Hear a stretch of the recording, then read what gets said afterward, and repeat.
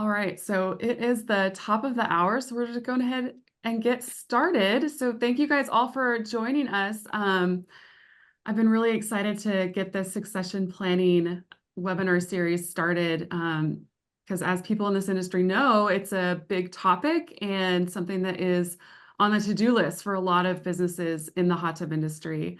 And so on our panel today, we have Elle Hansen.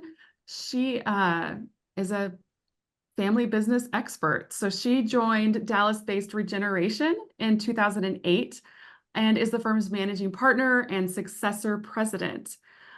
She is a multi-talented family business consultant with experience in privately held companies and international companies. And Ellie is devoted to helping families experience satisfaction, success, and generational pride through the family business. So yeah, thank you so much for coming on and doing this with us, Ellie. Thank you so much for having me. I really appreciate it. And then, of course, we also have Jeff Bassemier, who, if you read Spa Retailer, I'm sure you've seen him a time or two. But Jeff has worked most of his life in a family business, Bassemier's Fireplace Patio and Spa, which was started by his parents, John and Diane, in 1968. And then Jeff and his brother, James, took over in 2018. So Jeff, thank you so much for coming on and talking about your experience. I appreciate the opportunity and the faith you've put in my experience to talk to this fine group of people here. Yeah, absolutely. So like I said, our industry is kind of at this tipping point. And if the statistics weigh out in the hot tub industry like they do across the rest of the world, we're pretty unprepared for that. Baby boomers own approximately 40% of small businesses or franchises in the United States and employ over 25 million people. And 60% of those businesses have no succession or transition plan in place. That's a pretty crazy statistic. 1 in 3 small businesses are family owned, and the hot tub industry definitely falls into that. If you guys have any questions along the way, I'll be monitoring the chat, so please, or the Q&A, so please go ahead and drop them in there, and I'll make sure that they're asked to Ellie and Jeff respectively. So we want this to be, as an open of a dialogue as possible. And in this succession planning series, we're going to talk about all of the different ways that you can transition a business, whether it's to an employee, whether you change to an ESOP, which we've seen a few businesses in our industry do. But for this one in particular, we are focusing on family businesses and transitioning from one generation to the next. So I'm going to start off by asking Ellie, so what conversations should be happening among family members when they're at the beginning stages of a succession plan? Again, I just appreciate all of you participating and making time for this today. I'm as equally excited to hear about Jeff and his experience. My background coming from running a couple different family businesses, there's lots of ways to go through this. And I think one of the important things to note is that each plan is going to be its own, is going to be unique to you and your business. There are certainly some guidelines and some maybe better practices, but certainly you're going to have to create your own path. And I would say every family needs to do that simply by starting with opening up the dialogue. But let's actually define this thing of succession. I think that this word gets lost a little bit. And so the way that we think about succession planning, we think about it in 3 distinct areas. We think of it from the ownership perspective as a unique piece of this that we have to attend to. And then the leadership component. Many small businesses don't have a board and they don't need a board. That's a really important thing to not everyone needs a board. But think of the leadership component in terms of the long-term strategy decisions, right? And then the last unique bucket to plan for is the management, the day in, day out decision-making. So these 3 distinct areas could happen concurrently, but oftentimes they happen at different times. And so as we start to talk with families, what I tell people a lot is the more questions that end with "I don't know," the more opportunity we have to begin to press into some of those, create the dialogue, as I said, and then to begin to evaluate where is the appropriate place to start among those kind of three different components. So, Jeff, as someone who has gone through this process, I mean, what did those early conversations look like for you and your family? Um, it's interesting because as I think back through, we'll call it my childhood, I was 18 or 19 at the time, and mom and dad took me and my brother out to dinner somewhere decent, and they said, uh, "Is this what you guys want to do for the rest of your life?" And all 18-year-olds are 100% sure what they want to do for the rest of their lives. Brother's about 6 years older than me, so he was already pretty invested in it.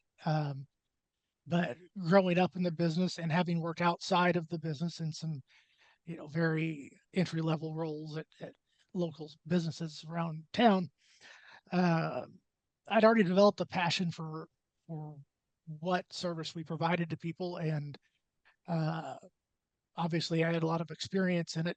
Uh, I always joke that my first training lesson here was filling propane tanks, and the instructions included to look away from the gas grill bottle as you were filling it.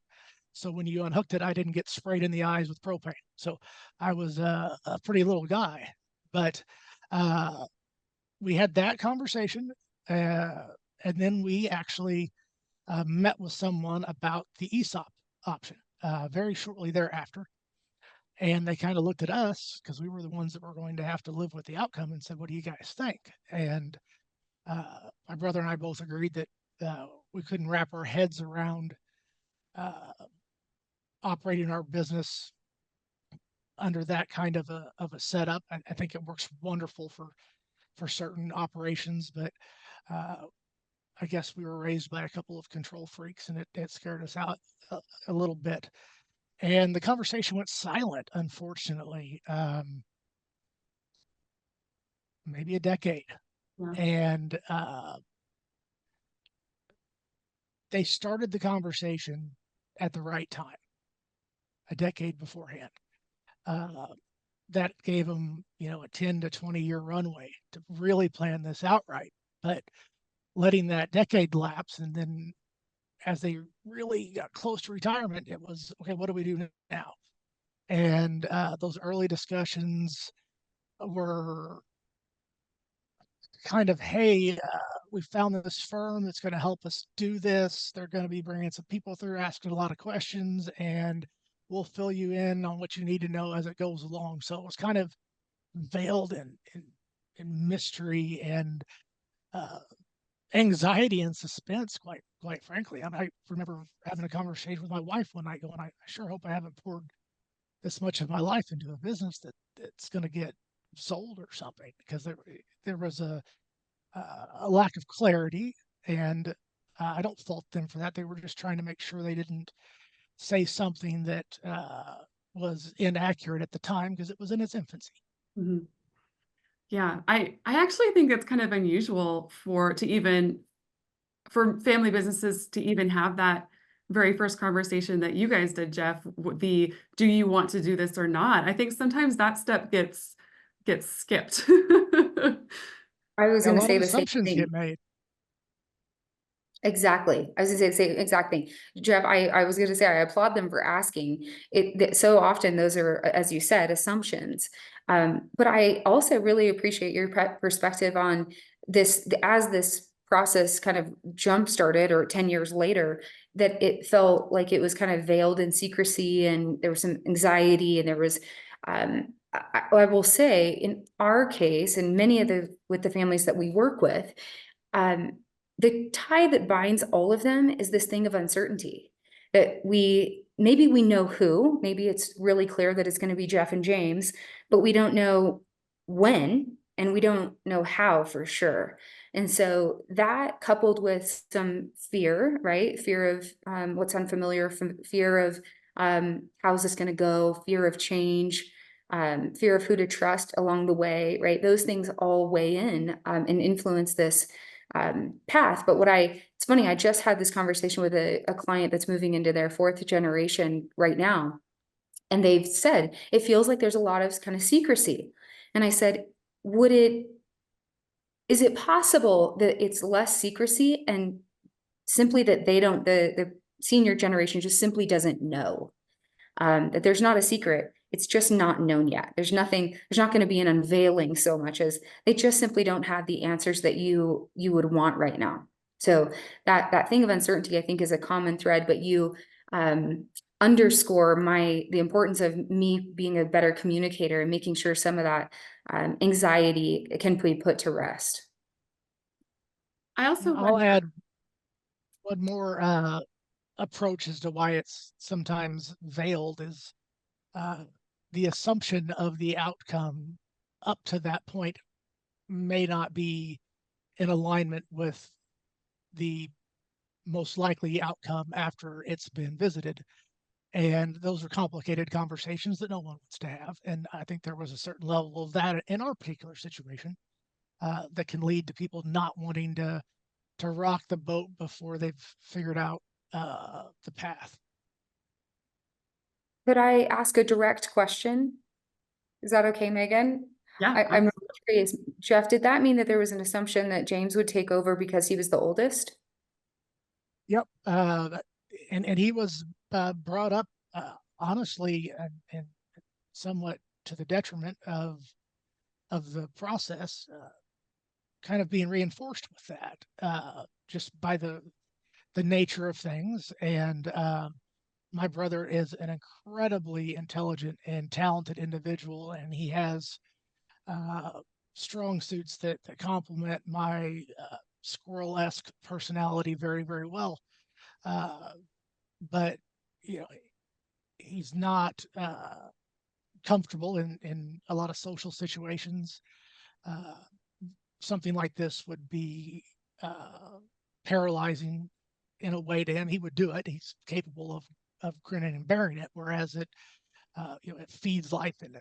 And as time went on and through the firm that we use called the discovery process, which involved interviewing a number of our key staff, it just quantified that, okay, we've told James that it's going to be his bus to drive,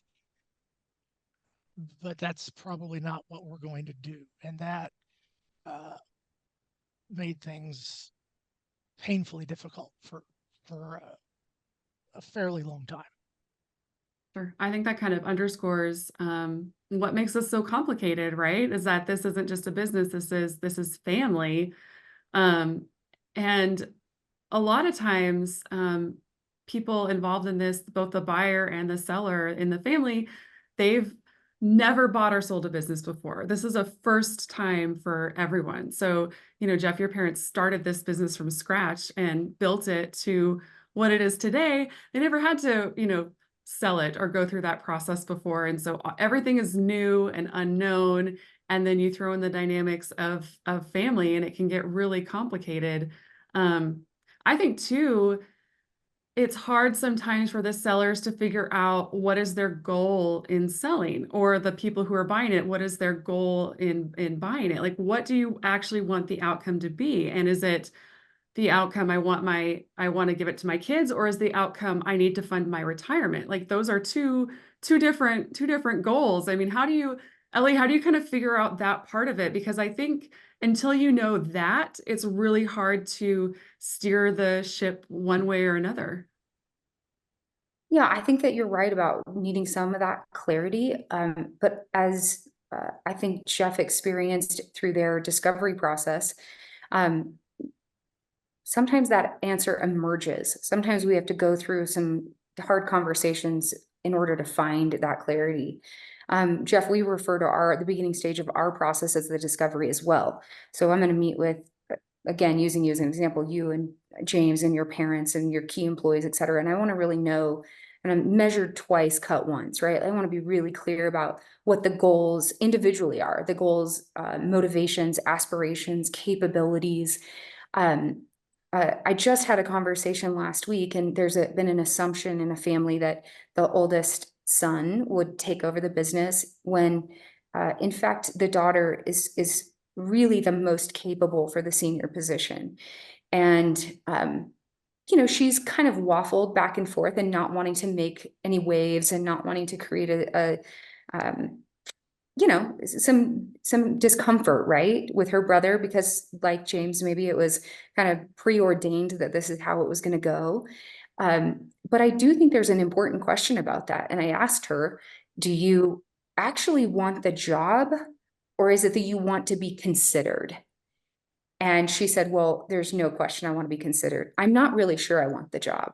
And so even within that, right, I think there's some of the family dynamics that we have to tend to that we wouldn't in with a non-family member. But going back to I think the bulk of your question, it's really important to understand that if we will take care of the business will take care of the family. And so if we are faithful to make business decisions, sound-minded business decisions, as opposed to making decisions that are potentially solving family problems, right? Sometimes we want to keep a personality at bay or contained or happy or whatever, and we overlook doing what's best in the best interest of the business. But when the business thrives, the family thrives. We will always have latent family issues, maybe overt family issues. But what we know is that if we will tend to the business, then we don't add monetary stress to those family issues as well. So the business must continue to perform.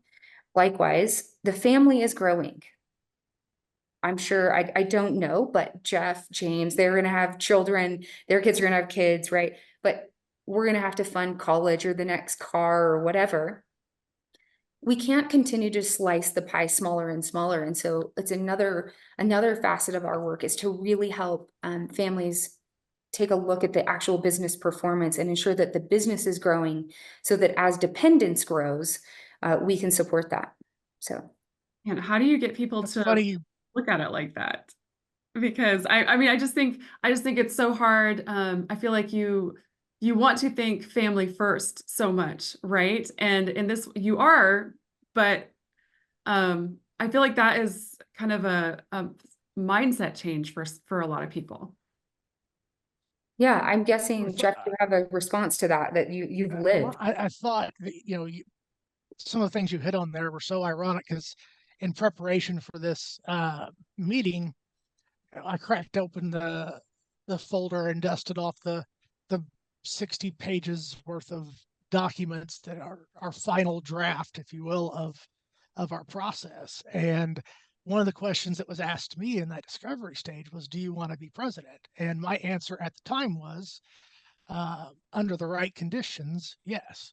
So, I gave a conditional answer at the time. And I thought that was very timely with the situation that you're in. And I think that's leads back to the unknowns. And I would imagine that my response of conditionally was to ensure that I wasn't president in title only, because that was a very real risk as long as the previous generation was to linger. That's a horrible way to put that, but the staff that's been here, we have a lot of 20+ year staff members, and they're never going to look at my parents, John and Diane, as subordinate to me as the president of the company, even though by definition, they would be. But I wanted to ensure that I was able to make the best use of that energy and time and experience, not to be shortchanged or have my legs cut off, so to speak.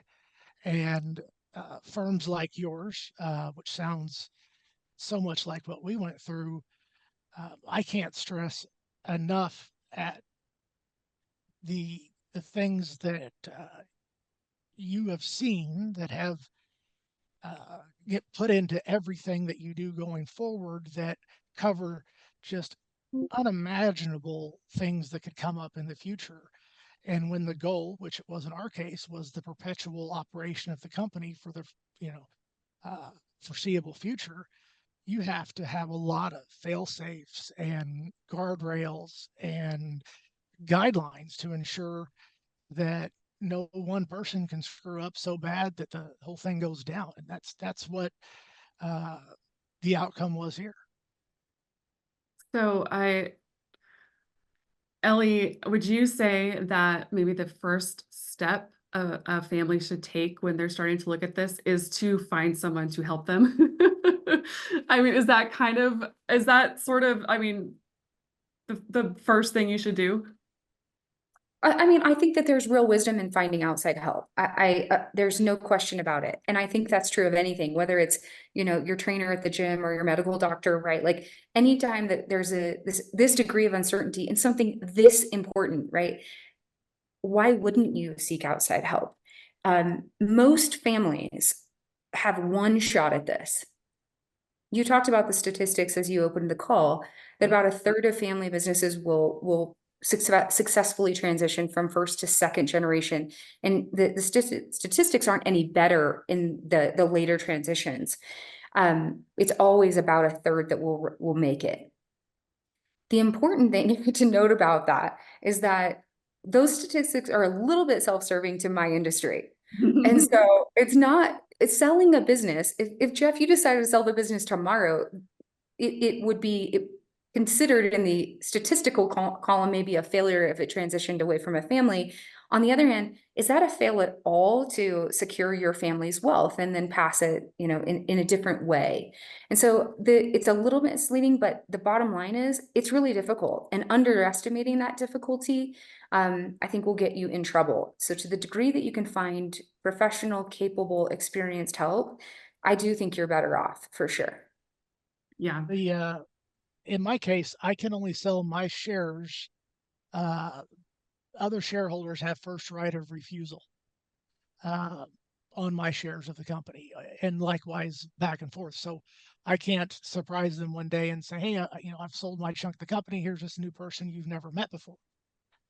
They have the right to buy them at fair market value first, and that was a safety net put in there to avoid any of us ending up with a undesirable business partner. If I may, Jeff, you mentioned your 60-page document. So I think it's a really important point for everybody to understand that these documents that you've created, for us, oftentimes a family will say, "Oh, we have a buy-sell agreement." Well, in a family business, we would prefer you to have what's called a shareholder operating agreement, which has anywhere from 20 to 30 kind of different sections that relate to how the business will kind of the guidelines of the business, the governance structures, et cetera. The piece that Jeff, you're talking about would comprise a couple different things. Who can and cannot own? That's so very important in a family business, even down to if something were to happen, God forbid, or if something happened to James, is Jeff going to be in business with James's wife, right? Like there are so many facets of this that get complicated very quickly. And as I said initially, every plan is unique. That might be a perfectly fine plan for Jeff to be his business partner, to be a sister-in-law, but for many people it's not. And so it's really about having those types of conversations. Likewise, Jeff, you mentioned this thing of evaluation or the methodology that you would transact at a fair market value. That's another component of a shareholder operating agreement. Again, these are buffers. These are bumper pads that don't delineate the value at which it's going to transact, but the method that will be followed, whether it's Jeff or James or 2 generations from now. How does one get in is as important as how one gets out. And what we know is that statistically in generationally successful families, there is freedom to participate. That's a really important piece. Like, if I don't want to be in, can I be bought out? Well, if I don't want to be in business with Jeff, he's better off to figure out a way to let me out, to get me out. We have to, again, do that responsibly and take care of the business along the way. But that freedom is a really important component of successful transitions.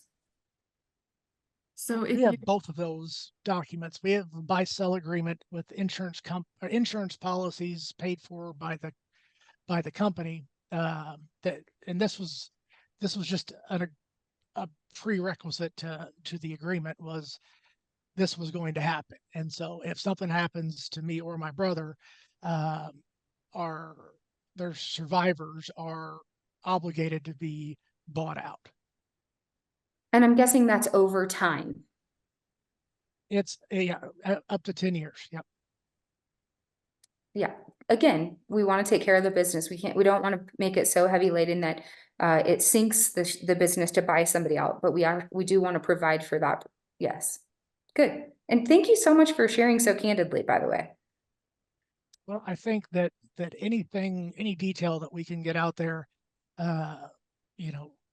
our team may not be privy to every, nook and cranny that we're discussing here today, but it doesn't affect them in any way. The family's obviously all aware of it. So I think if we can help the next family move forward, it just helps our whole industry, because any industry that dissolves into mass merchants, eliminates the opportunities that I have, and hopefully my kids, if interested, will have, by maintaining an independent retailer, segment of the market. And if we don't figure out a way to get the next generation in line, there's just going to be empty real estate. yeah, I think that's one of the reasons why we wanted to do this, is because I feel the same way about keeping that balance within the industry. I guess I'm wondering, Ellie, if a family, wants to transition to business, at some point, but they, it's years, decades down the road. Are there things that they should be doing now or thinking about now, just to prepare the business for that transition? Things that they can do to make it easier or smoother? Yeah, absolutely. And I think that there's, I want to couple on what something Jeff said also, is that if we think about this thing of succession, if you think about on a graph, a line that's descending and a line that's ascending, the line that's descending is the senior generation, and they will be over time, right? They're going to be releasing some of their responsibilities and duties, et cetera. Likewise, as the successor generation is rising, they're going to be taking on more of those duties and responsibilities. So within this thing of succession, there is a sweet spot where those two overlap or intersect, where we want to really begin to implement some of that. I appreciate that Jeff said, hey, I did not want to be president in name only. That's not who I want to be. That's not how I want to lead. I put some words around that, Jeff.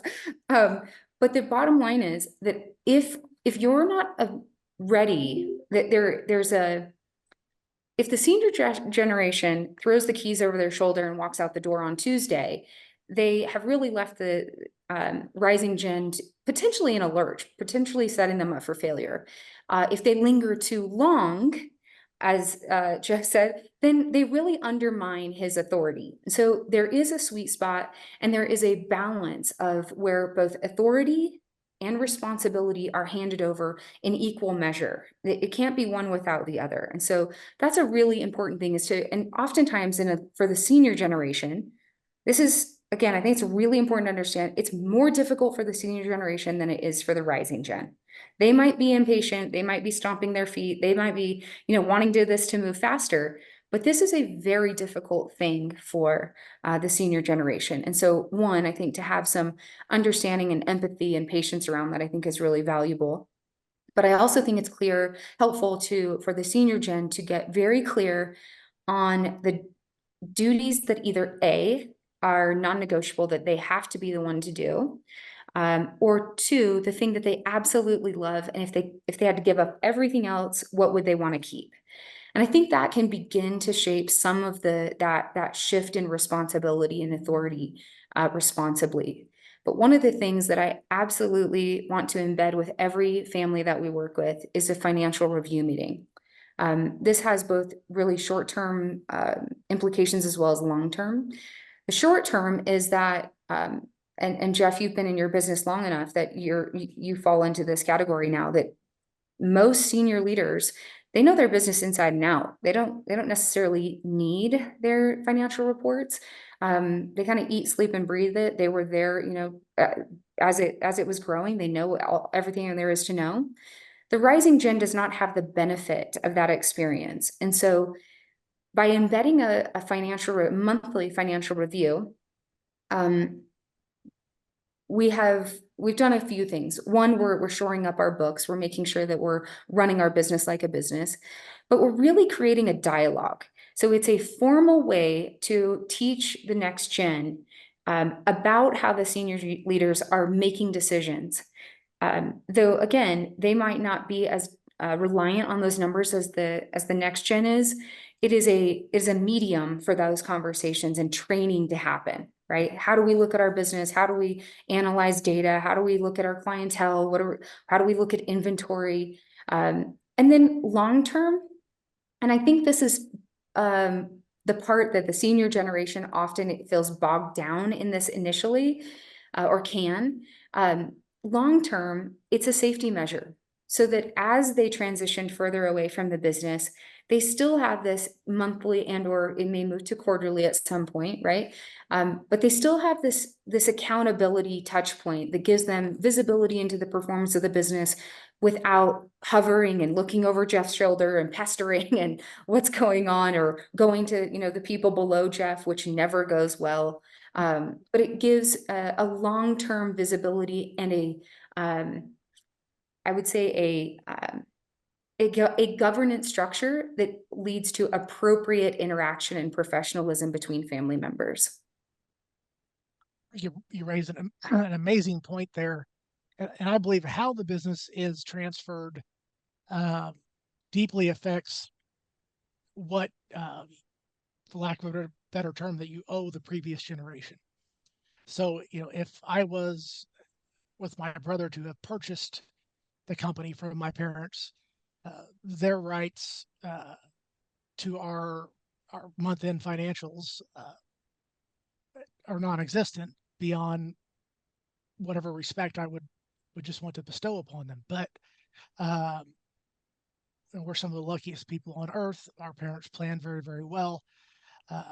Our business was gifted to us, not without strings attached, of course, but as a result, they have every right to be keyed in on where everything stands.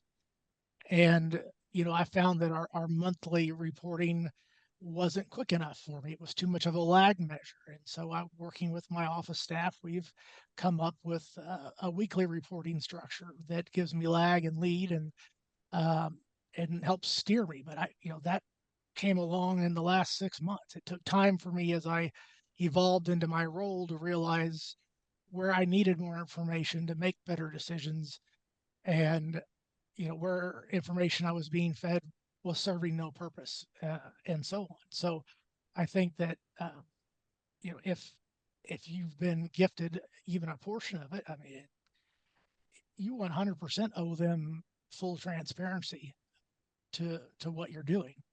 It doesn't mean they have to agree with it, but they most certainly have the right to know what you're doing with quote unquote their money.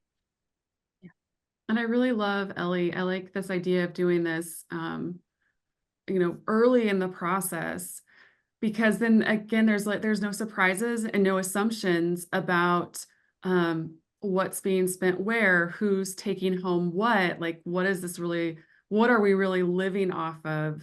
Because I think that there's My mom likes to tell the story about my grandpa not filling out financial aid things for her for college because he's like, well, it's none of their business. I think that there is that around finances and even in families that you don't share that with your kids. It's not any of their business what you're making, those kinds of things. And so it can kind of leave people in the dark when they're not as involved in the business and maybe not seeing the financial reports to know that. So I think it's so smart to start that early so that everything is out in the open and there's no secrets and no surprises, and you can start having those conversations early in the process, and there's not when you're ready to take over.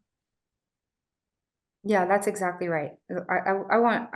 The goal is for the rising gen to enter their positions with confidence, support, a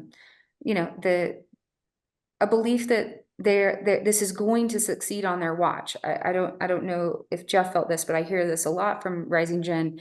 Like at some point, it's all on me. Like it's on me to make it or break it, and that comes with a lot of pressure. And so, to your point, the earlier we can start those conversations, and that they are again managed in with a professionalism, right? Not like, well, my sister got this and I got this, but with a professionalism about how the business is performing and how we're going to make decisions based on that. I think you're right. I think that smooths a lot of edges. I think that if the person that's in line to lead the company doesn't understand the gravity of responsibility that you have to your team and your previous generation, that they're not ready, or they're not the right person. As of last week, there are 50 people on my payroll. Out of those 50, 4 of them are families, and their entire livelihood depends on their income from this company. And I'm one stupid mistake away from messing up a whole lot of people's lives. So part of the operating agreement of the company helps protect them from that. But that's not an uncommon thing to linger in my mind as I put my head on my pillow. Is this decision going to help me, or is this decision going to help all of us? And it can be a wrestling match at times, but if they can't respect that at some level, I sure would be terrified to work for them. Well, and I think you're right, Jeff, and that especially, and you said it a minute ago as well, if you don't enter this with some humility, especially when you have long-time employees that have been faithful to your mom and dad, right? Unless you come in with the appropriate amount of humility and respect, and frankly, just a decent work ethic, that alone can make or break you, right? And so I think the perspective of I'm here for them, I have families, livelihoods that I'm responsible for. I think that's a really important mindset to have for any leader, but especially in a family business. You're not going to earn the trust of that organization unless you come in with those characteristics. Yeah, I 100% agree. And the term you used there, earned that trust, that's the most important piece of that puzzle. Uh, if you're a leader by title and people follow your directions because of the name on your business card, but they don't respect you, you're not going to have a very good run. It's going to be rough. And you do have to earn that respect, and acknowledge your errors and the mistakes that you've made. And I tell everybody that I'm going to make mistakes. I'm going to let you know what they were, but I make every decision with the best interest of all of them in mind, to the best of my ability. And my ability is not always enough. But if we find we've made a mistake, I've made a mistake, I'm going to own it, back up, and pick a new path. And I believe having that acknowledgement that I'm as susceptible to error as they are, at least kind of humanizes me a little bit to Megan, may I ask a question? Yeah. Uh, so Jeff, one of the things that we see routinely, and we help families with two positions more than any other. One, of course, is the president position or CEO. The second, of course, is the controller or the highest financial officer in the business, whoever that might be, whatever you want to call them. This is often one of the areas, especially for small family businesses, that lags. So maybe mom or sister or, Jan, that's been with the company for 40 years, and dad's right-hand person have been doing the books, and either we also need a successor for that person. B, we've only used a family member because we don't trust anybody else. And or C, we don't have the right softwares and things in place today to actually help our business grow and reach a new level. I'm really curious about your family's kind of evolution in that segment of your business specifically, especially since you mentioned that you've just recently been updating kind of your reporting and tailoring that, which I think is so vital for every family business, to tailor the reporting to serve you and your decision making.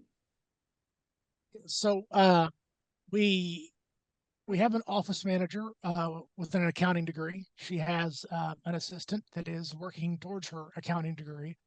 I am very much in favor of bringing on a full-blown controller. And I've got an MBA on staff that's been underutilized his entire life, that in the back of my mind, I'm kind of grooming him into that position, because you got to staff to your weaknesses. And I know that's an old cliche, but these people that dig down into these numbers and can give you such granular data and forecasting and do it for you, and do it with reliability beyond your own abilities, in my opinion, which is all it is, will more than pay for the salary of that individual, albeit that salary is extremely significant and very hard to swallow. And one of the ways that, as the president, I am limited from making that hire. We have to have a majority vote in support of that kind of key position and salary level, and I don't have that right now. And mainly because it hasn't been a top priority, and I haven't explained myself well enough. But I would say in the next 3 to 4 years, I would love to see that person in the ranks. And to the software, oh, good Lord. Software's our biggest demon at the moment. Integration to QuickBooks. QuickBooks can't be our point of sale. Our point of sale doesn't play with QuickBooks very well. It's a struggle. Thank you so much, because that's exactly right. And unless you run a business, you don't know that. Like it's like, hey, just go and do it. Just go push the right button, or it doesn't work like that. All of these decisions are intertwined and interconnected. And yep. So Jeff, then growing up, or when your parents ran the business, was it your dad was doing most of the sales and your mom was doing the books and all the back end stuff? That seems to be how the division of labor is a lot in the family businesses that I talk to. So my dad's the ultimate idea guy. He probably invented guerrilla marketing before it was a thing. And my mom is his governor, that keeps the business from swirling towards the drain on his fantastic ideas that don't always work out. And in the beginning, the very, very beginning, you go back to the 60s, my grandmother was our salesperson and my dad was our installer, and my mom was working a factory job somewhere. And then as the business grew and the risk grew, mom didn't feel comfortable being as detached as she was. And I don't know what her original role, if there was a defined one when she came into the company, but for as long as I can remember, she's essentially been an operations manager slash, chief buyer for the company, and so many other things. But if you had to, broadly cover the big categories, that's what she does. And she can manage inventory like you've never seen before. The IRS has nothing on her when it comes to numbers. Uh, and that's one of her very, very, very strong suits. That is one of the reasons I'm not all that upset that she's still here, because I haven't found the person that's going to uh, protect our biggest blind spot. We've got between $3 and $5 million of inventory on hand at any given point in time. And if that inventory has a significant percentage that is unsellable, we have a problem. And she keeps that from happening. That's great. I always find it interesting how people divide up who does what in a family business without stepping on each other's toes. And the ones that run well, it seems that everyone is able to play to their strengths. Yeah, and running well is a very uh,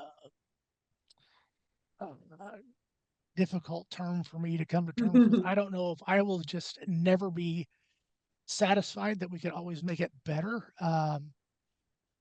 or if we're really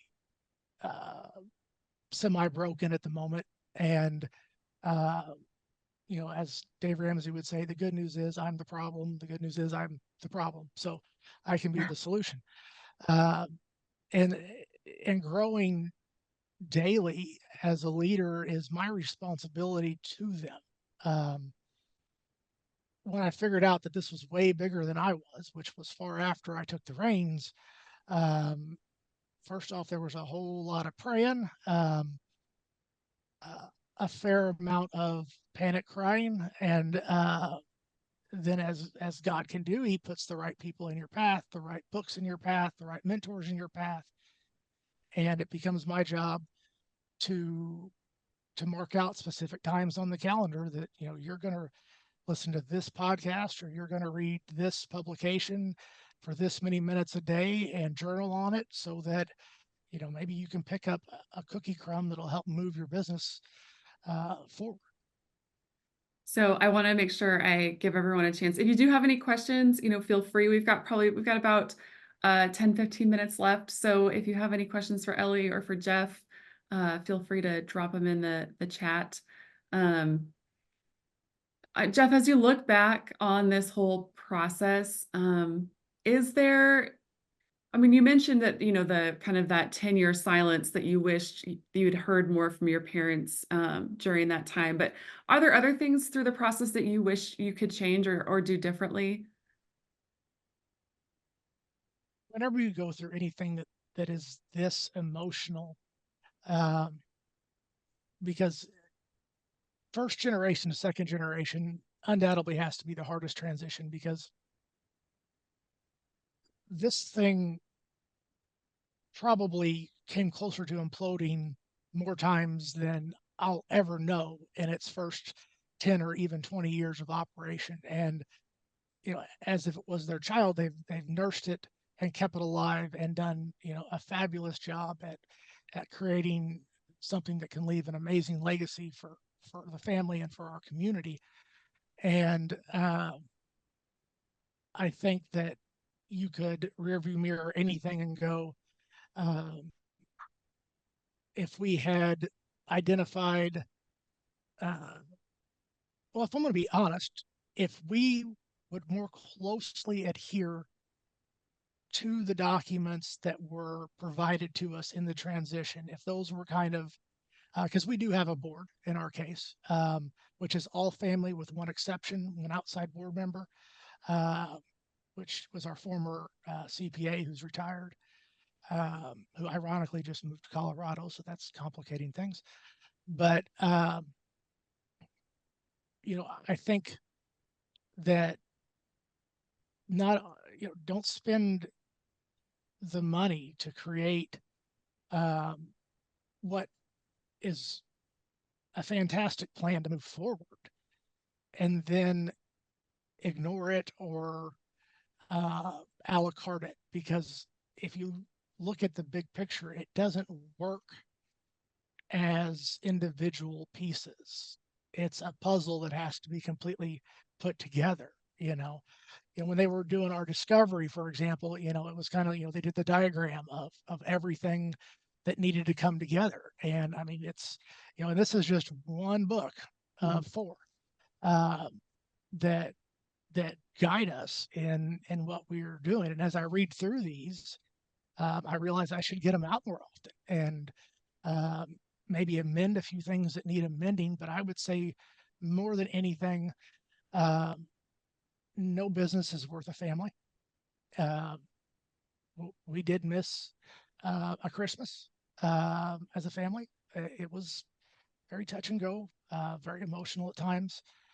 Um, but don't be afraid, to hire a counselor for the family to, discuss some of these things. And um, don't let it ruin anything by trying to take something that's good and somehow turning it into something that's bad. And being open-minded and understanding of everyone's emotions in the process is extremely difficult and extremely important.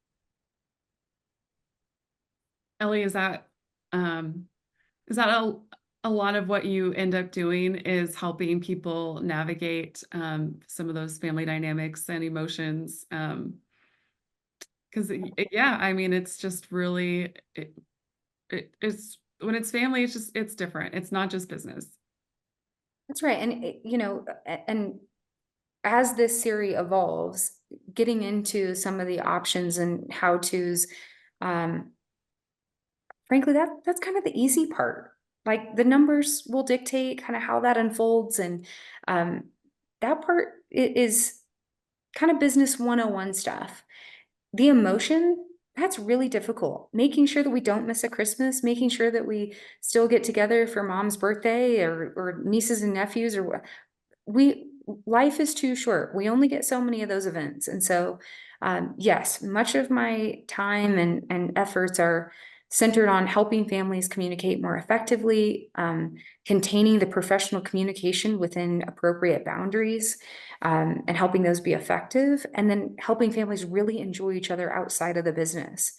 And so, yeah, I think that if, again, Jeff's right. When we say it to the families all the time, right? Of course, the family is the most important thing at play here. And we got to take care of the business. So it's always a balancing act, but we certainly know where the priorities are. So any closing thoughts from either of you? Anything that we missed or didn't cover that we should in this sort of beginning stages of your family succession plan?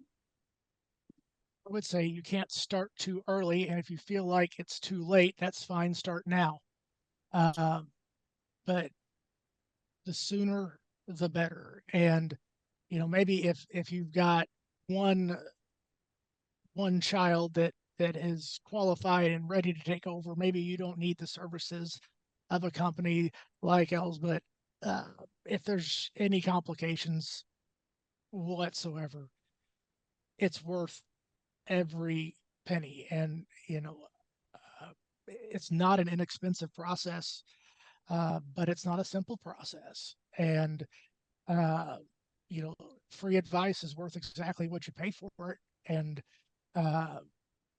we didn't get free advice here.